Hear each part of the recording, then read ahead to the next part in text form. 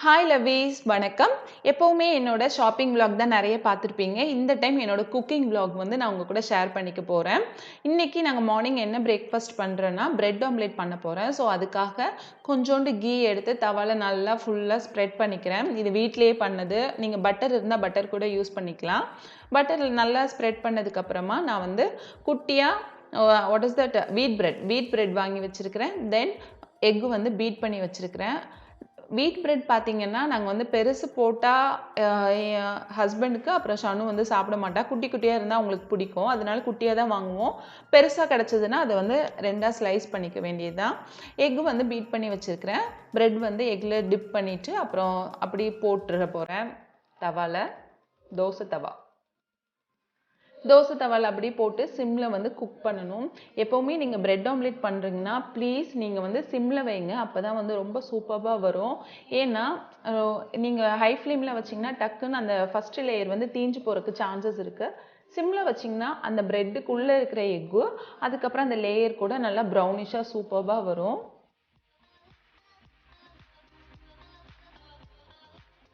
நான் ஒரு லாஸ்ட் 2 இயர்ஸாக தான் நான் வந்து சமைக்கவே இருக்கிறேன். ஸோ பிகினர்ஸ்லாம் வந்து எப்படிலாம் சமைக்கல் கற்றுக்குவாங்களோ அதே மாதிரி நிறைய ஸ்ட்ரகிள் பண்ணி கற்றுக்கிட்டு இப்போ ஏதோ ஓரளவுக்கு பண்ணிகிட்ருக்கிறேன். பார்த்தாலே உங்களுக்கு தெரியும், நல்லா கோல்டன் ப்ரௌன் கலரில் வந்திருக்கு. அதுக்கு ரீசன் நான் சிம்மில் வச்சுருந்ததுனால தான். எப்போவுமே ஃபஸ்ட்டு ப்ரிப்பேர் பண்ணி ஷனுக்கு கொடுத்துருவேன். அவள் சாப்பிட்டுட்ருப்பா. இல்லைன்னா அவள் சாப்பிட்லன்னா அப்புறம் நான் போய் ஊட்டி விடுவேன். ஸோ அவளுக்காக ப்ரிப்பேர் பண்ணி அவளோட பிளேட்டில் போட்டு வச்சாச்சு. மார்னிங் பிரேக்ஃபாஸ்ட் அவ்வளோதான் எங்களோட பிரெட் ஆம்லேட். ஏன்னா லன்ச் வந்து கொஞ்சம் சிவியராக இருக்கும். அதனால் லஞ்சுக்காக நான் இப்போ வந்து ஆனியன் அப்புறம் ஜிஞ்சர் கார்லிக் பேஸ்ட் பண்ணுறதுக்கு எல்லாமே வந்து ரெடி பண்ணி வச்சுருக்கிறேன்.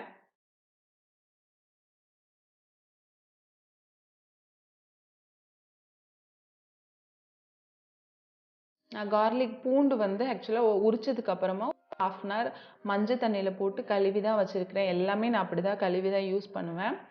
இப்போ வந்து ஜாரில் இஞ்சி பூண்டு பேஸ்ட்டுக்காக ரெண்டையும் போட்டு மிக்ஸ் பண்ணி அரைச்சிக்க போகிறேன்.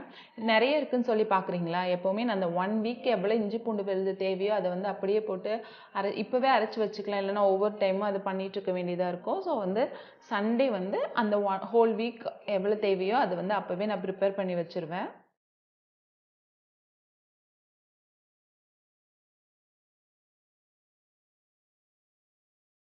இப்போ பார்த்தீங்கன்னா நல்லா விழுது இஞ்சி பூண்டு அழுது. நம்ம வந்து கடையில் வாங்கி யூஸ் பண்ணுறதுக்கும் நம்ம அரைச்சி யூஸ் பண்ணுறதுக்கும் அதுக்கு டிஃப்ரென்ஸ் நிறையவே இருக்குது. பார்த்தீங்களா எவ்வளோ சூப்பராக, அந்த ஃப்ளேவரே சூப்பராக இருக்கும்.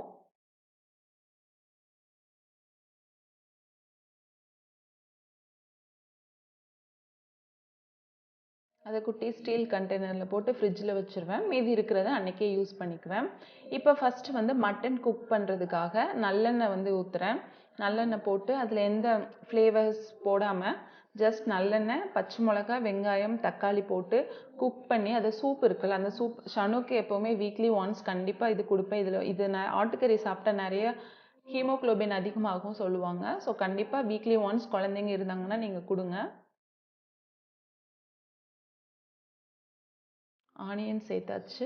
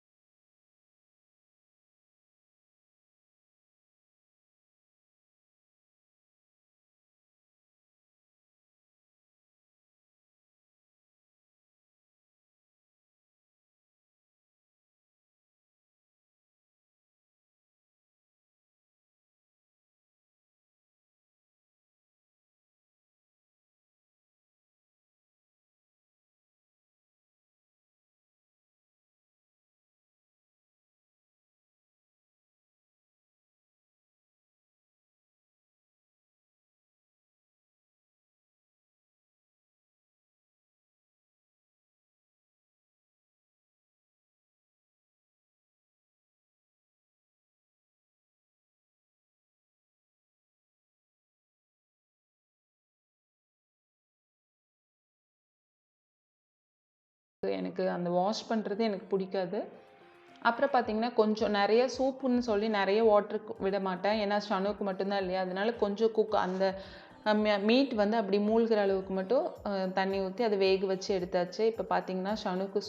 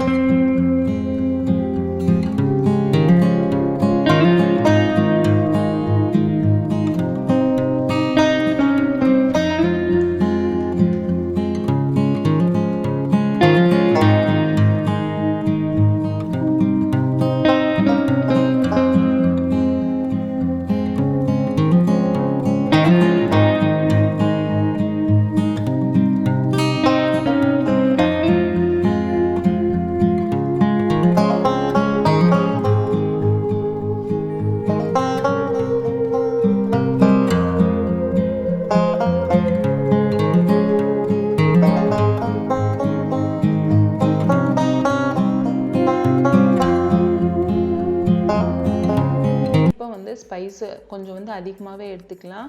ஸோ வந்து நான் ஒரு 3 to 4 டீஸ்பூன் வந்து நான் போட்டுக்கிட்டேன். பார்த்தாலே தெரியும் நல்லா ஸ்பைஸியாக இருக்குது. நான் வேறு எதுவுமே ஆட் பண்ணல. கொஞ்சோண்டு கரம் மசாலா மட்டும் எக்ஸ்ட்ரா ஆட் பண்ணுவேன், அவ்வளோதான். மற்றபடி டர்மரிக் பவுடர் அப்புறம் இந்த மசாலா பவுடர் அவ்வளோதான்.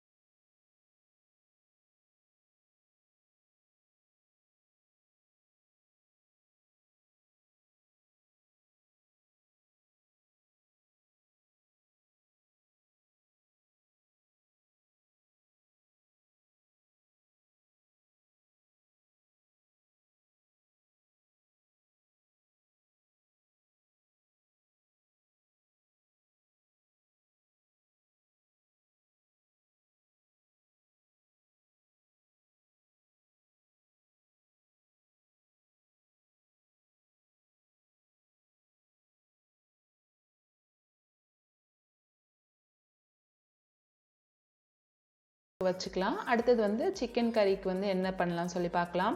சிக்கனுக்கு வந்து இப்போ வந்து குக்கர் வச்சுருக்கிறேன். குக்கர் வச்சதுக்கப்புறம் அகெயின் நல்லெண்ணெய் போட்டு அதில் எல்லா ஃப்ளேவர்ஸும் நான் குக்கர்லேயே வந்து இந்த குழம்பு பண்ணிடலாம். ஈஸி, ரொம்ப ஈஸி. எல்லாமே போட்டு தாளித்து விட்டுட்டிங்கன்னா போதும். இப்போ பார்த்திங்கன்னா ஆயில், வெங்காயம், அப்புறம் ஸ்பைசஸ், ஏலக்காய், கிராம்பு, பட்டை எல்லாம் போட்டு தக்காளி, வெங்காயம், கருவேப்பிலை எல்லாம் போட்டு நல்லா கலக்கி விட்டுக்கோங்க. தென் ஸ்பைசஸ் வந்து மசாலா தூள், மஞ்சள் தூள், வேணும்னா கொஞ்சோண்டு கரம் மசாலா எல்லாம் போட்டு நல்லா மிக்ஸ் பண்ணியாச்சு. கொஞ்சம் ஸ்மாஷ் ஆனதுக்கப்புறமா நம்ம சிக்கனும் போட்டுக்கலாம். சிக்கன் போட்டு வாட்டர் வந்து ஊற்றாதீங்க, அதை அப்படியே குக் பண்ணுறதுக்கு விடுங்க.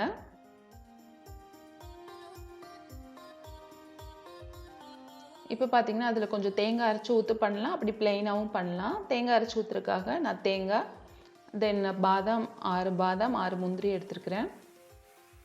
உங்களுக்கு பார்த்தாலே தெரியும் அந்த சிக்கன்லேருந்து அந்த வாட்டர் வருது இல்லையா, அதுலேயே அது குக் ஆகும். உங்களுக்கு தேங்காய் வேணும்னா இந்த இதில் கொஞ்சோண்டு வாட்டர் மட்டும் சேர்த்து குக் பண்ணிக்கோங்க. தேங்காய் வந்து கட் பண்ணி வச்சாச்சு. இப்போ தேங்காய் அதில் ஆட் பண்ணிக்கலாம். இது நல்லா சிக்கன் குக் ஆகிட்டுருக்கு. அந்த சைடு பார்த்தீங்கன்னா நம்மளோட மட்டனும் வந்து நல்லா சூப்பராக ட்ரை ஆகிட்டுருக்கு. இந்த டைமில் கொஞ்சோண்டு மிளகுத்தூள், எப்போவுமே வந்து நிறைய ஸ்பைசஸ் போடாமல் இதே மாதிரி மிளகுத்தூள், பச்சை மிளகா அதே மாதிரி போடுங்க. மிளகுத்தூள் அப்புறம் சோம்பு போட்டு நல்லா சூப்பராக பேஸ்ட் அரைச்சிக்கணும். இது போட்டாலே தனியாக வேறு மாதிரி ஒரு டேஸ்ட், ஒரு குருமா மாதிரி இருக்கும். நீங்கள் வந்து தேங்காய் இல்லாமல் பண்ணாலும் அதுவும் டேஸ்ட்டாக தான் இருக்கும். உங்களுக்கு பார்த்தாலே தெரியும் நல்லா வந்து குக் ஆகிட்டுருக்கு. மட்டன் வந்து அப்படியே சுண்டிகிட்ருக்கு சொல்லலாம். சூப்பராக இப்போ தேங்காய் அரைச்சி முடிச்சாச்சு. தேங்காய் அரைச்சி முடிச்சதுக்கப்புறம் தேங்காய் வந்து அப்படியே அதில் ஊற்றிடலாம்.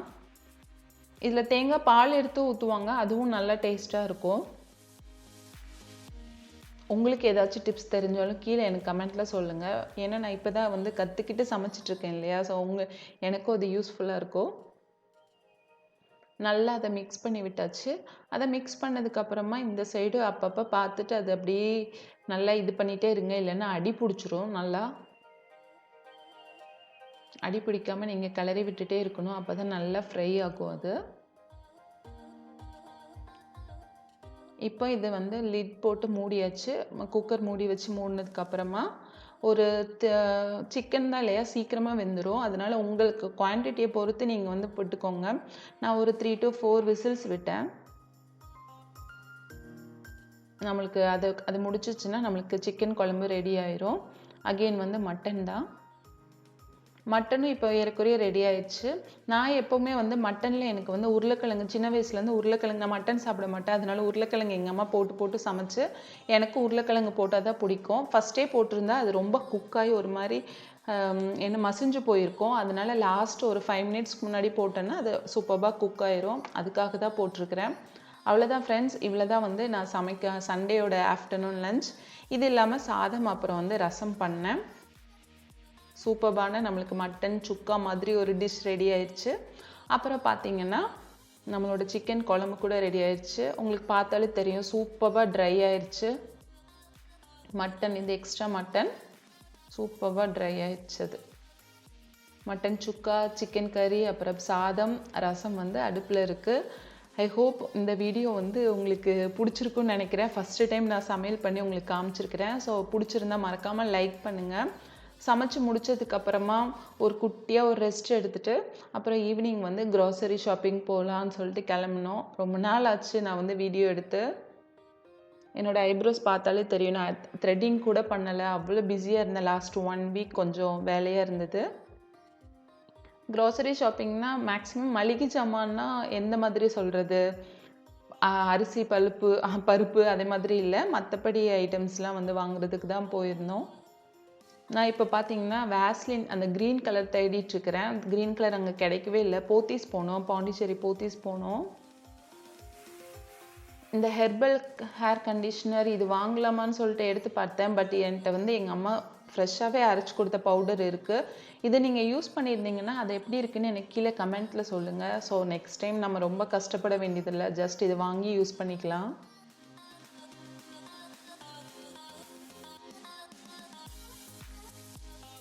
நெக்ஸ்ட் என்னோடய ஹஸ்பண்டோட ஃபேவரட் பார்ட் பிக்கிள். அவர் வந்து தயிர் சாதம் பிக்கிள் இல்லாமல் சாப்பிடவே மாட்டாங்க. ஸோ வந்து ருச்சியில் வந்து கார்லிக் தேடிட்டு இருந்தோம். ஐ ஹோப் கிடச்சிருச்சு.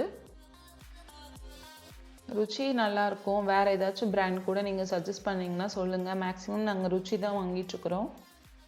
அவ்வளோதான். மோரோவர் நம்மளுக்கு வந்து முடிச்சாச்சு, எல்லா ஷாப்பிங் முடிச்சாச்சு. வேகாலேருந்து பியூட்டி பிளெண்டர் கூட வாங்கினேன். நான் வந்து மேக்கப் வந்து ஸ்டார்ட் பண்ணலாம் சொல்லிட்டு. ஐ ஹோப் கண்டிப்பாக நான் ஃபஸ்ட் டைம் மேக்கப் ட்ரை பண்ணி ஃபுல் மேக்கப் ட்ரை பண்ணி உங்கள் கூட ஷேர் பண்ணிக்கிறேன்.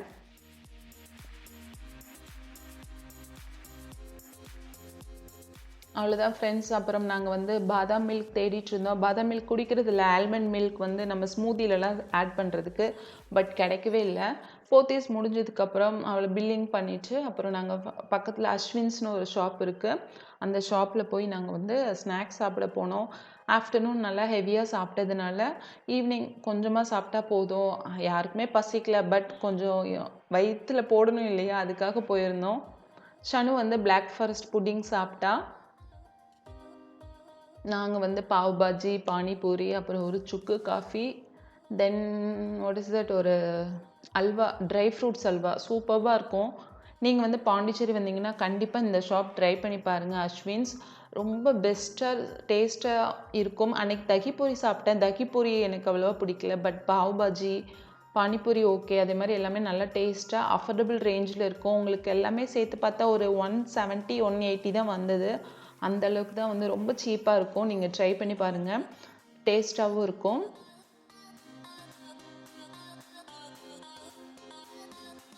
சுக்கு காஃபி குடிக்கிறப்ப பார்த்தீங்கன்னா ஃபஸ்ட்டு டைம் அவர் தான் ஆர்டர் பண்ணார்.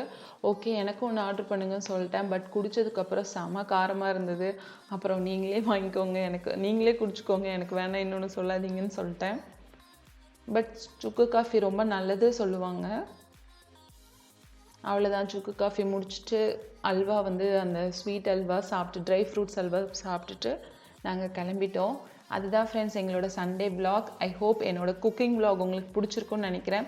பிடிச்சிருந்தா மறக்காமல் லைக் பண்ணுங்கள். என்னோட வீடியோஸ் பார்த்துட்டு பிடிச்சிருந்தா மறக்காமல் சப்ஸ்கிரைப் பண்ணுங்கள்.